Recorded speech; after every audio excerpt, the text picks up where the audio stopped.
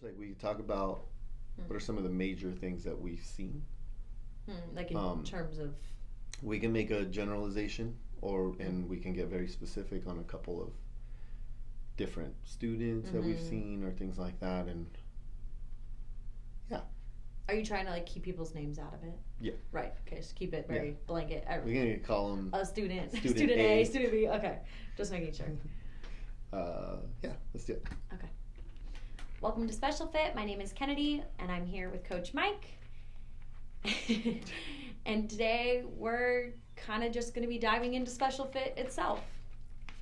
Yeah, let's do that. I think right now the reason why I want to talk about this is that we're trying to figure out how a lot of the concepts that we talk about, how they actually apply, right? Right. And everything always sounds good in theory, Right. but it's like when Special Fit first started, usually the so I always do an assessment and evaluation on a student.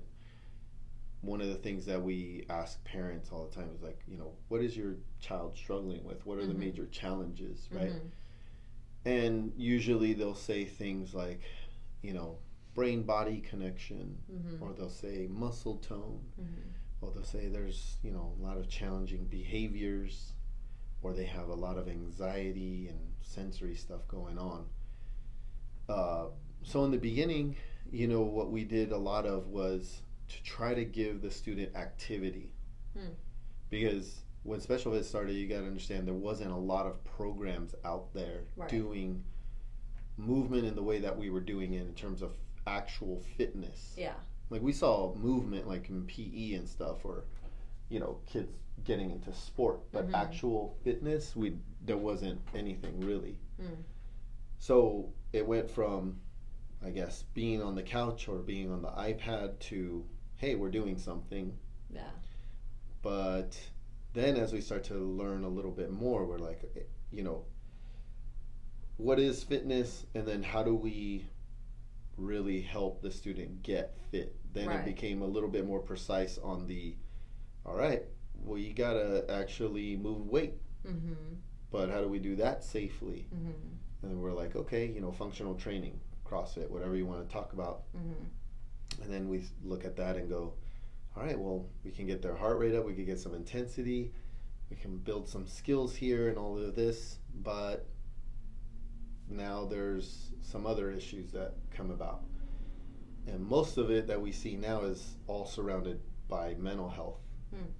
That there seems to be like this core problem of this, whether it's anxiety or depressive behaviors, that seem to be the biggest challenge when it comes to like the daily life Yeah. of the student. So Yeah. it's like, well, we got to do something about that, Right. So I guess it kind of shifted into our understanding of the nervous system, understanding of the brain networks, because so many other factors are reliant upon that component. Yeah. Because how are you going to build muscle? How are you going to deal with behaviors and all of this stuff if you don't address sleep, Mm-hmm. or you don't address the nutrition and how their gut or their digestion is performing? Mm-hmm. How are we going to get to actually perform fitness without cleaning up the foundation in some way? Right. So I guess now it feels like we're going more at a root cause as opposed to just the symptoms, Yeah. because the symptoms were, the motor function and all of the things that we're talking about. But you would do a session and it would be like, okay, he did lunges, he did these things, Mm-hmm. but we're seeing all of these issues that happen. It's like, oh, he's doing really good in session, Mm-hmm. but then he's freaking out over there. Mm-hmm. And it's like, whoa, we're creating a place here, but what about outside of the walls of the gym? The other 23 hours Yeah. of the day. Yeah. So now it's like, okay, we need to get more precise in terms of addressing mental health, but then more complex in that now we have to talk about how does this all translate into the real world. Mm-hmm. which we've always talked about in terms of physical literacy, engaging with the environment and stuff like that. But in terms of literally thinking of fitness as like a prescription for your life, Mm-hmm. that's kind of Yeah. like the next thing. And so I think that the mental health part is a good place to start with that, but then there are some common limiters, things that we often see, um, whether it's physically or neurologically, um, or unique to the individual differences. But as a general kind of statement, we see kind of a lot of the same characteristics. And when you look at the patterns, like it seems to all stem from the same place. Right. That there's some sort of imbalance in the nervous system that's not only creating poor circadian rhythms, but also imbalances within the body, gut problems, behavioral issues, which we know now that the gut is the seat of behavior. So, and then the heart being the seat of the sense of self. Yeah.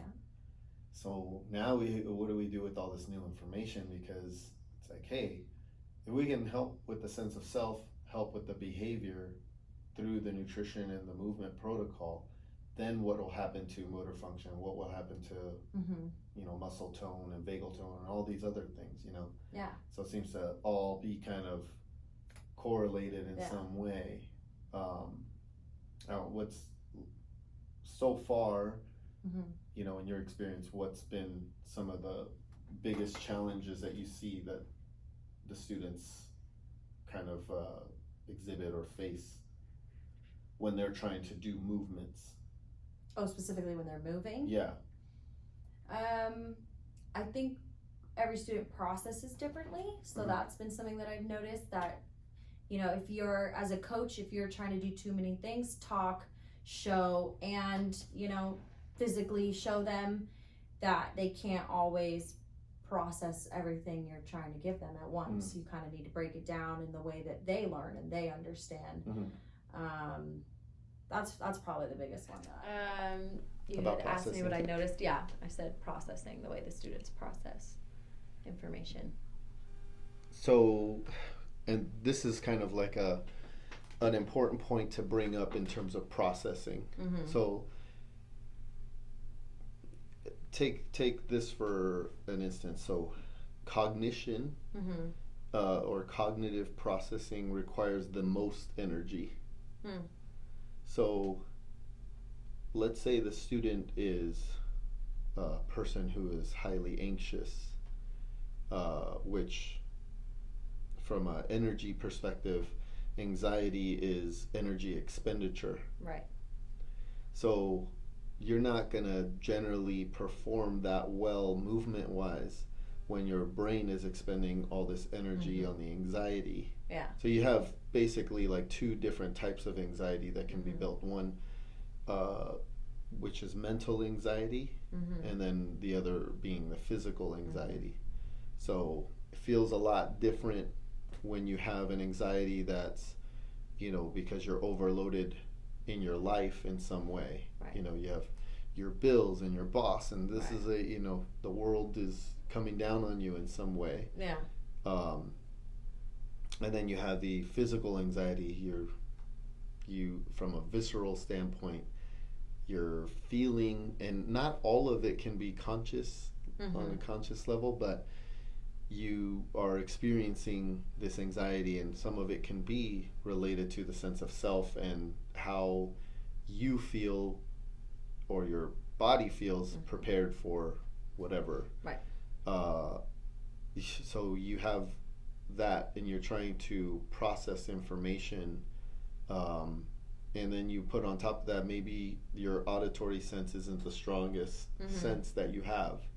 We're going to have a lot of things that happen because of that, whether they're behavioral challenges or avoidance behaviors and things like that. So it's not always just what you see You know, it's like, oh, she's just being non-compliant or whatever it might be. That it might be some sort of way to conserve energy. Yeah. You know, that I need to avoid, or I need to not push that hard because I'm already Right. up here, you know, which is why in the protocol we have, you know, the movement protocol involves, you know, balancing the arch between, you know, BTQ or, you know, the VO2 or VLA, all of that stuff. But it's also in relation to the brain networks.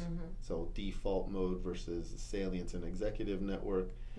How to balance that, because if they're imbalanced in that way, then we have to balance the arch on the other side. Yeah. Doesn't mean we forget about the rest. It's that they do need to come here. It's just we need to balance something else out. Yeah. So that's, you know, processing. A lot of times, like in therapy, we'll see that it's, you know, a behavioral thing. Like we need to sit down and you need to look at me and you need to, you know, and it's sometimes more complex than that. You know, especially as you see it from one person to the next, you're seeing a lot of the same patterns and you're like, well, that's can't be just a coincidence. Yeah. You know, we have two diagnoses, while they may be different and unique individuals, that we're seeing a pattern here from, you know, at least in my experience, from, you know, 10 years of seeing these things in a lot of the same diagnosis. So we need to be able to draw patterns and look at that and go, why would this occur? And then try things like, you know, make your own hypothesis and use the principles and go, if this is true of the nervous system, then let's see what happens if we try this, and that, and see if we see an imbalance going this way. Let's see if we bias it the other way. What happens? Right. You know, I also noticed that since learning about like torque chains, that I see a big deficiency in imbalance between internal and external torque. Yeah, absolutely. But I'm also wondering, like, what is causing the imbalance? Because most of our students when they come to us, have not. It's not like they have years of experience of CrossFit. Right. You know, so it's where like they've learned to favor one over the other. Yeah. Right. Whereas, like, so say when it comes to anxiety, the chest breathing, the mouth breathing, and then when you look at certain muscles, you know, that are developed more than others, or just the internal torque chain in general being not as like used or activated in some way. So even like say we see in the CrossFit space, we see a lot of traps, neck issues, shoulder issues, lower back issues, and you look at the diagram and you see red muscles, and you're like, that's coincidental. Yeah. Okay. But then you look at our students who have no like experience with CrossFit or anything like that, but you still see the same. Right. And so I'm like, what's happening in the world that's making that happen? So why would these kids come to us without glute max?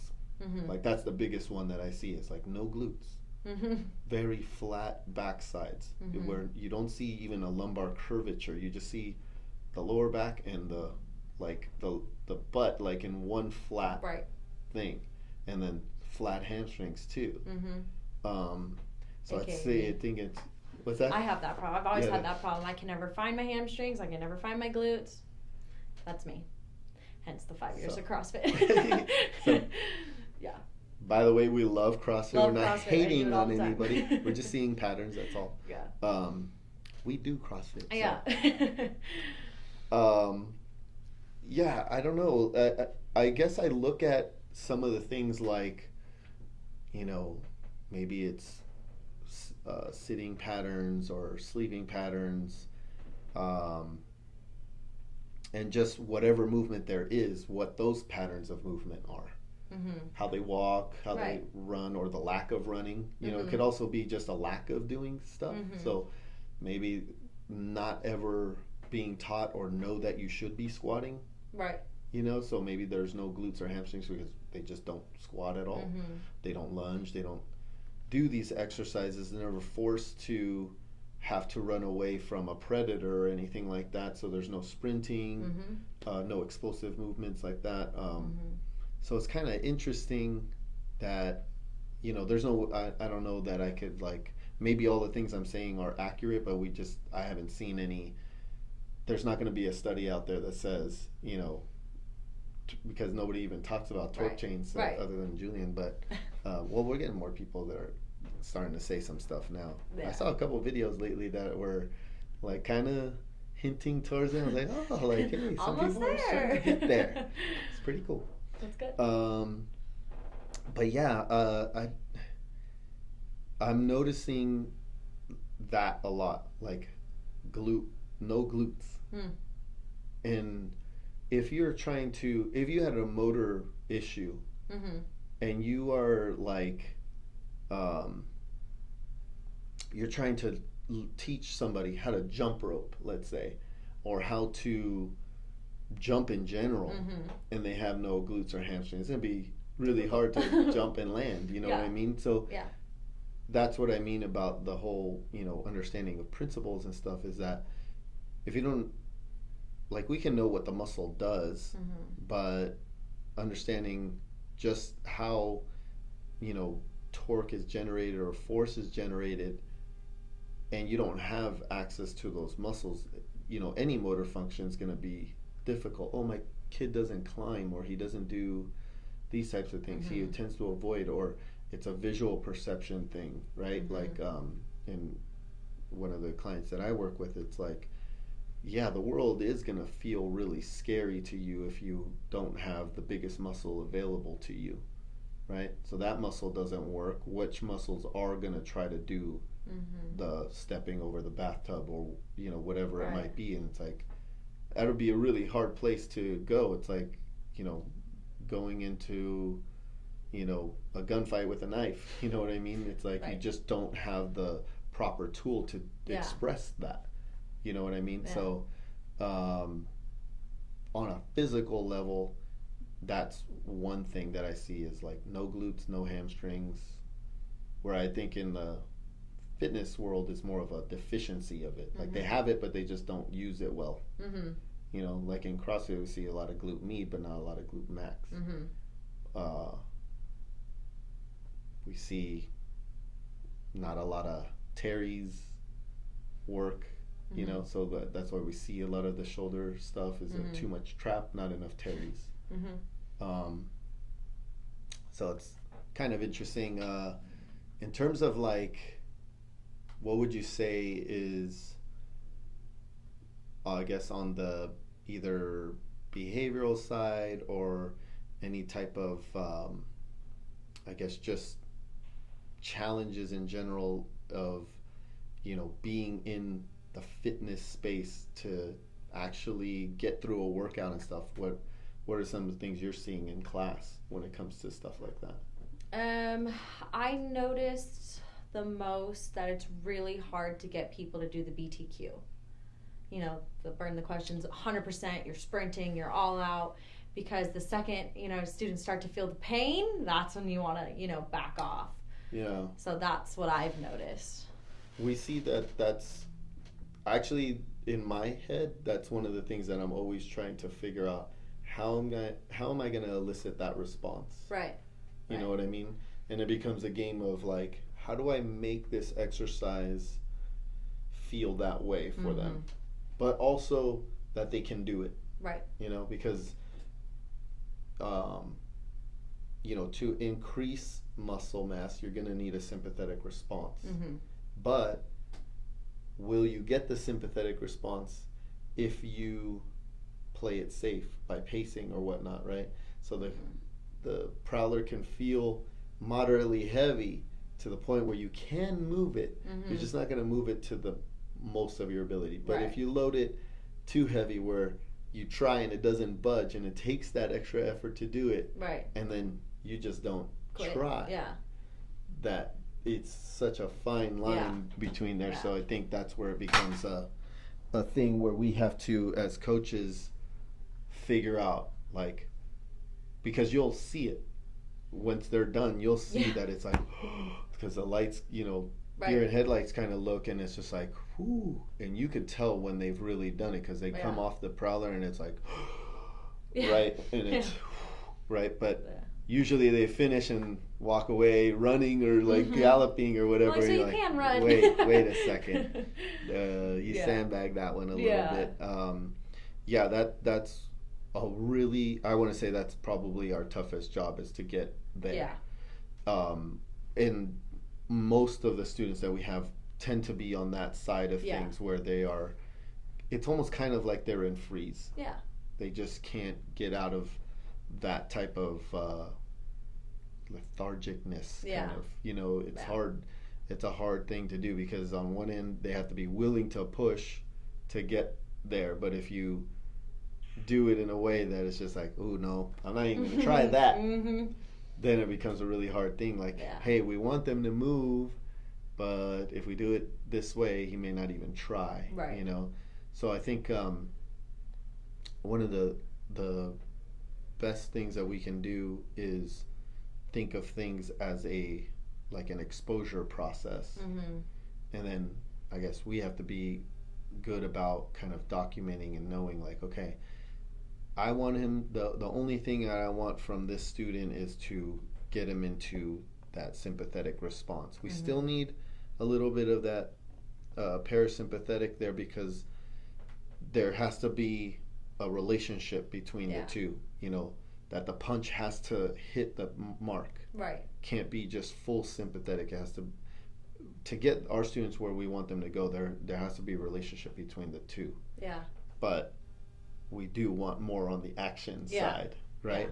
So I think it's definitely like exposure, in that we can first show them how and teach them how to do things, right? And then have them push that thing, and then gradually, okay, if we were using the sled, look, my only aim within the next, say, 3 months or whatnot is to get student A to BTQ, right? And say, okay, here we go. BTQ, by the way, stands for burn the questions. So when you're pushing hard, a lot of times all the questions are about, like, When's you this know, gonna end? am I good enough? Yeah. Right? And you got to burn those questions and just move. So to get them into that state might take some sort of gradual exposure to that. It's like, okay, this is how we do it, and then now we're gonna maybe increase it this way, and also in other ways, you know, like we do the warm-ups and things like that. You know, isometric contractions are a really good way of getting a sympathetic response. So, you know, those warm-ups can, even if they're just holding, even if they're not pressing or whatever it is the fact that if they're just holding the weight, if you put a sandbag that's heavy enough and hold it long enough, you're going to get a sympathetic response in the glutes for sure. Yeah. So things like that, you know, and it's just that exposure process helps a lot. I mean, that's what they do in therapy a lot of times with people who have anxiety or agoraphobia or something like that, is they gradually expose the person in increments that they can handle until they look back and go, whoa, look how far I am from the house. And now it's like, hey, you know, it doesn't seem as scary as it did because it was a gradual exposure. It's like micro-dosing in some way. Yeah. So I guess we have to figure out a way to micro-dose intensity, so that they expose themselves gradually to it, and then they overcome all that anxiety, or it also has to do with the skill of doing it, you know, because it does take some skill to go, you know what, all right, like, I got to get my butt moving, and this is what it's going to take. I got to go there, and I'm going to do it as fast as I can, and it takes a little bit of that, you know, thoughtfulness to just say, okay, I'm doing this. You know what I mean? That's why I think it's, as coaches, it's our job. That's where we create those wins for them, and it's gradual over time. It's not, you know, we're not trying to do it between sets. We're trying to do it between sessions and just make every session better. And if it's not, it's not. You know, that's the whole objectives versus constraints. It's like sometimes you'll go back, sometimes you'll go sideways, sometimes you'll go super far ahead and then come back again. So that's what I've had to learn.